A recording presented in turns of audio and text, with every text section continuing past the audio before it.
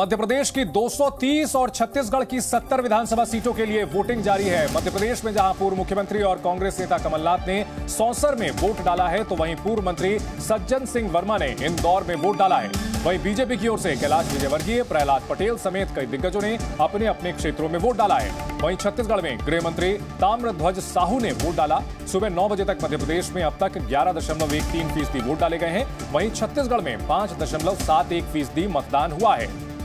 मध्य प्रदेश जहां बीजेपी एक बार फिर से सत्ता में आने की कोशिश करेगी, वहीं कांग्रेस की कोशिश होगी कि शिवराज का राज जो कि लगातार जारी है कई दशक से, उसे खत्म किया जाए। वहीं छत्तीसगढ़ में बीजेपी 2018 में मिली हार को भुला करके एक बार फिर से सत्ता पर काबिज होने की कवायद कर रही है।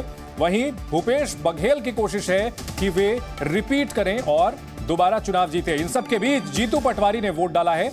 दिग्गजों के मतदान की तस्वीरें भी हम आपको दिखा रहे हैं। इंदौर में कैलाश विजयवर्गीय ने, छिंदवाड़ा में कमलनाथ ने और इंदौर में ही जीतू पटवारी ने भी वोट डाला है। 3 तस्वीरें हम आपको दिखा रहे हैं। सभी नेता अपने अपनी सीटों पर अपने अपने विधानसभा क्षेत्र में मतदान करने के लिए पहुंचे हैं। काफी कुछ दांव पर लगा हुआ है दोनों ही पार्टियों का और कोई भी दिग्गज यहां पीछे नहीं रहना चाहता। गुना की राघोगढ़ विधानसभा सीट पर 1977 से दिग्विजय परिवार का दबदबा रहा है। एक बार फिर इसी सीट से दिग्विजय सिंह के बेटे जयवर्धन सिंह चुनाव लड़ रहे हैं। वोट डालने के बाद वोटर्स का क्या कुछ कहना है, देखिए संवाददाता अंकुर त्यागी की रिपोर्ट में। मध्य प्रदेश में राघोगढ़ जो विधानसभा क्षेत्र है वो अपने आप में काफी हाई प्रोफाइल माना जाता है, क्योंकि दिग्विजय सिंह परिवार कांग्रेस के एक दिग्गज लीडर हैं, वो यहीं से आते हैं। उनके जो बेटे हैं जयवर्धन, वो यहां से चुनाव लड़ रहे हैं। 1977 से जो दिग्विजय सिंह परिवार है उसका इस सीट पर लगातार कब्जा रहा है। साल 2003 में जो बीजेपी की तरफ से मुख्यमंत्री रह चुके हैं शिवराज सिंह चौहान, वो उनको खुद दिग्विजय सिंह ने इसी सीट से हराया है। फिलहाल हम उस पोलिंग बूथ पर मौजूद हैं, जहां पर थोड़ी देर के बाद जो जयवर्धन सिंह हैं और उनका जो परिवार है वो यहां पर आएगा वोटिंग करने के लिए। और वोटिंग शुरू हो चुकी है। मुद्दे क्या हैं आप लोगों के लिए जिन पे आप वोट कर रही हैं? नहीं, सबसे बड़ा मुद्दा तो ये है कि कई सालों से लोगों की ओवर एज हो गए हैं और उनको है ना नौकरियां नहीं मिली हैं। और इसमें मेरी बहन जिसने M.Ed, B.Ed और AA किया है और वो मुझसे छोटी हैं पर वो ओवर एज हो गई हैं। तो मैं चाहती हूँ कि सरकार बने और वो चाहे ओवर एज होने के बाद भी लोगों को लें, क्योंकि कम समय वो नौकरी करेंगे पर उनको पेंशन जरूर मिलेगी फ्यूचर में आगे आने। रोजगार बड़ा मुद्दा है। आपका शुभ नाम? जी सर, गुड मॉर्निंग सर। मेरा नाम राबिया शेख है सर। राबिया, आप क्या काम करती हैं यहाँ पे? जी मैं प्राइवेट टीचर हूँ। प्राइवेट टीचर हैं। मुद्दा क्या है आपके लिए एक प्राइवेट टीचर के तौर पे जब इस चुनाव में आप वोट डाल रही हैं यहाँ पर? सर मैं चाहती हूँ कि यहाँ कांग्रेस की सरकार आए, क्योंकि काफ़ी कुछ चेंजेस आए हैं मोदी जी के। उसमें उन्होंने कुछ अच्छे काम भी किए, लेकिन मैं कांग्रेस को भी मौका देना चाहूंगी। किसी को भी, हाँ, मतलब आप मेरा ये जानना था मुद्दा क्या है। मुद्दा आप किन मुद्दों पे चुनाव कर रही हैं? किसी को भी पार्टी को दीजिए, ये हमारा वो नहीं है। जी सर, बस यही है सर मेरा मुद्दा कि जो भी आए वो ईमानदारी के साथ काम करे। तो वोटिंग करने के लिए लंबी लंबी कतारें देखी जा रही है और इन सब के बीच दिग्गज नेता भी अपने अपने क्षेत्रों में जाकर के मतदान कर रहे हैं। प्रहलाद पटेल ने नरसिंहपुर में वोट डाला है। वहीं वीरेंद्र कुमार टीकमगढ़ में वोट डालने के लिए पहुंचे। इंदौर में सज्जन सिंह वर्मा ने भी मतदान किया है, अपने मताधिकार का इस्तेमाल किया है। वहीं वोटिंग से पहले कई दिग्गजों ने मंदिर में पूजा की और जीत का आशीर्वाद भगवान से मांगा। 3 तस्वीरें हम आपको दिखाते हैं। कमलनाथ, कैलाश विजयवर्गीय और प्रहलाद पटेल वोट से पहले भगवान के दर्शन करते हुए। कमलनाथ जो कि खुद को हनुमान जी के भक्त बताते हैं, उन्होंने मंदिर में भगवान से जीत का आशीर्वाद मांगा। इंदौर में कैलाश विजयवर्गीय ने पूजा की और नरसिंहपुर में प्रहलाद पटेल ने भी हवन किया है।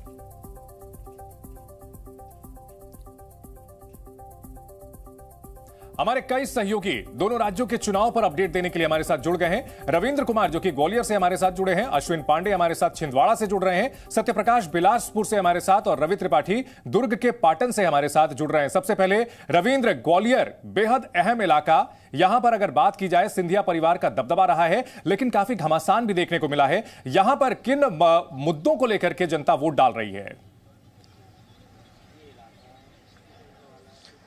देखिए, मुद्दे तो ग्वालियर रीजन हो या फिर पूरे मध्य प्रदेश में बीजेपी के पास मुद्दे हैं कि हम डेवलपमेंट जो हुआ है डबल इंजन सरकार के जरिए इसको और आगे बढ़ाएंगे। खुद प्रधानमंत्री ने लगातार जो 1.5 दर्जन से ज़्यादा रैलियां की है या रोड शो की है, उसमें दिखाई दे रहा है कि बीजेपी क्या चाहती है, बीजेपी क्या वायदा कर रही है। लंबे चौड़े वायदे, जिस आपने देखा कि लंबे चौड़े वायदे न सिर्फ अपोजिशन कर रहा है बल्कि बीजेपी की तरफ से भी हो रहा है। यहाँ तक कि छत्तीसगढ़ में एक रैली के दरमियान ही प्रधानमंत्री नरेंद्र मोदी ने 80 करोड़ जो लोग हैं उनको फ्री अनाज का 5 साल का बढ़ाने का वायदा भी कर दिया। तो ऐसे में फ्री बीज भी चल रहा है, इंपावरमेंट भी चल रहा है, वायदे भी चल रहे हैं, प्रधानमंत्री नरेंद्र मोदी का गारंटी भी चल रहा है और बिल्कुल गारंटी और वादों की बौछार की जा रही है दोनों पार्टियों की ओर से। अश्विन पांडे छिंदवाड़ा से हमारे साथ जुड़े हुए हैं। अश्विन, अगर बात की जाए कमलनाथ का ये अभेद्य गढ़ रहा है, यहां पर मतदान का प्रतिशत कैसा देखने को मिल रहा है और किन मुद्दों पर वोटर्स यहां पर मतदान कर रहे हैं? जी, मैं छिंदवाड़ा में इस वक्त मौजूद हूं और मेरे साथ वोटर हैं जो वोट देकर आए हैं। इनसे हम बातचीत भी करेंगे। सबसे पहले आप लोग अपनी उंगलियां दिखाइए। आपने अपने मताधिकार का उपयोग किया है। लोकतंत्र के इस पर्व में अपने मताधिकार का उपयोग करके ये महिलाएं, महिला शक्ति इस वक्त हमारे साथ मौजूद है जी मीडिया के कैमरे के सामने। इन सभी ने अपना वोट कर दिया है। महिलाओं से ये हम जानेंगे कि आखिरकार किन मुद्दों पर इन्होंने वोटिंग किया। सबसे युवा जो वोटर हैं इनसे बातचीत करेंगे। क्या मुद्दे रहे आपके जहन में? आप ये मत बताइएगा किसे किया आपने वोट, लेकिन ये जरूर बताइए कि क्या मुद्दे हैं आपके जहन में। जी बिल्कुल, मैंने किसी के बहकावे में आके वोट नहीं किया, ना मेरे मम्मी पापा के कहने पे वोट किया है। जो मुझे लगता है जो छिंदवाड़ा के लिए विकास कर सकता है, मैं आज की युवा हूँ, जो मुझे ऐसा लगता है जो छिंदवाड़ा का विकास करता है उसको देख के मैंने वोट किया। चलिए, छिंदवाड़ा का जो विकास कर सकता है उसे वोट किया। आपने क्या मुद्दे हैं आपके जहन में, किन मुद्दों पर वोटिंग? मुद्दा यही है कि छिंदवाड़ा का विकास बहुत जरूरी है। यहाँ के जितने भी स्टूडेंट हैं उसमें 50 से 60% बाहर जाकर पढ़ाई कर रहा है। उसके लिए एजुकेशन में अगर यहाँ पर मिले तो बहुत बेस्ट होगा। उसके बाद इंडस्ट्री यहाँ पर कुछ भी नहीं है। अगर यहाँ पर इंडस्ट्री आती है तो सारे बच्चे जो बाहर जाके काम कर रहे हैं वो यहाँ पर करेंगे। ये मुद्दा हमारे लिए बहुत। महिला सुरक्षा का मुद्दा कितना इंपॉर्टेंट है यहाँ पे, क्योंकि मैं देख रहा था कुछ लोग बोल रहे थे महिला सुरक्षा। मैं आऊंगा आपके पास, वापस लौटूंगा। सत्यप्रकाश बिलासपुर से हमारे साथ है, रवि त्रिपाठी दुर्ग से जुड़े हुए हैं। रवि, अगर बात की जाए दुर्ग के पाटन से, आप वहां पर हैं, वहां पर किस तरह के लोगों का मिजाज देखने को मिल रहा है और किन मुद्दों को लेकर के मतदान कर रहे हैं लोग? बिल्कुल सीधे मैं तस्वीर दिखाना चाहूंगा। देखिए दुर्ग में हूं मैं और दुर्ग में देखिए लंबी लंबी लाइन, यहाँ 5 पोलिंग बूथ है और देखिए लाइन देखिए, पुरुषों की लाइन भी है, महिलाओं की लाइन भी, और सारे पोलिंग बूथ पर इसी तरह की लंबी लाइन आपको देखने को मिल रही है। सब लोग उत्साह के साथ हैं। क्या सोच के आप लोग पोलिंग कर रहे हैं? क्या मुद्दे हैं आपके जहन में? कोई मुद्दा नहीं है, बस अपना विकास होना चाहिए, सबका विकास, छत्तीसगढ़ का विकास, गाँव का विकास। क्या भाई साहब आप लोग क्या सोच के मतदान कर रहे हैं? क्या चाहिए, कैसी सरकार चाहिए? क्या लबरा सरकार को भगाना है, जो झूठे वादे करते हैं और जनता को ना सपना दिखाते हैं, उस सरकार को भगाना है और एक मजबूत सरकार लाना है। क्या भाई साहब आप भी मतदान कर चुके हैं? जी जी, आप मतदान कर चुके हैं? मैं मतदान करूंगा भी। और हमारा भी वही है कि लबरा सरकार को भगाना है। लबरा सरकार को भगाना है। और कुछ लोग खड़े हैं, क्या सोच के मतदान कर रहे हैं? कैसी सरकार चाहिए आप लोगों को? आप तो काफी मतदान कर चुके होंगे। नहीं किया हो अभी? नहीं, पहले मतदान किया है ना। कैसी सरकार चाहिए? अच्छी सरकार चाहिए जो चला सके देश को। जी, अभी तो प्रदेश की बात है। बिल्कुल, एक बड़ी अच्छी बात है कि सभी जो है विकास के मुद्दे पर मतदान कर रहे हैं। सत्यप्रकाश बिलासपुर से हमारे साथ जुड़े हुए हैं। सत्यप्रकाश, बिलासपुर में किस तरह वोटर्स का उत्साह देखने को मिल रहा है? तस्वीरें भी दिखाएं और बताएं, बात करके जानने की कोशिश करें मुद्दे क्या हैं। देखिए, बेहद उत्साहित है वोटर बिलासपुर में भी, चूंकि बिलासपुर संभाग के ही लोरमी विधानसभा क्षेत्र से अरुण साव जो भाजपा के प्रदेश अध्यक्ष हैं वो अपनी किस्मत आजमा रहे हैं। आज उन्होंने वोट कास्ट भी किया है। दूसरे भी कई सारे बड़े प्रत्याशी हैं, लेकिन ये तस्वीर दिखाने की कोशिश करते हैं। और लंबी लाइन है, दूर तक लंबी लाइन है। अभी हम बिलासपुर में है और बहुत दूर तक करीब 250 से 300 लोग होंगे जो यहाँ पे वोट कास्ट करने आए हैं। उनके पास बहुत सारे, किस मुद्दे पे वोट देंगी, कैसी सरकार चाहिए? शर्मा रही हैं, आप कुछ बोलेंगी?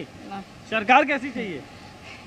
तो देखिए, शर्मा रही हैं महिलाएं। हालांकि लोकतंत्र की खूबसूरती है कि चाहे स्थितियां जैसे भी हो, मतदान केंद्र तक आते हैं, अपने मताधिकार का उपयोग करते हैं और आज भी बड़ी तादाद में वो देखने को मिला। हालांकि एक बात जरूर है कि पहले चरण की जब वोटिंग हुई थी छत्तीसगढ़ में 20 सीटों के लिए, तो 9 बजे तक करीब 9% के आसपास मतदान हुआ था, लेकिन दूसरे चरण में करीब 6% है। मतलब कि दूसरे चरण में मतदान का प्रतिशत कुछ कम दिखाई दे रहा है। हालांकि ये कहां तक जाएगा ये देखने वाली बात है। जी बिल्कुल, उम्मीद यही की जा रही है कि बड़े पैमाने पर लोग मतदान करने के लिए उतरे और जो तस्वीरें आपने दिखाई उसमें महिला वोटर बड़ी तादाद में निकली हुई है वोट डालने के लिए। ये बहुत ही सुखद तस्वीर है लोकतंत्र की।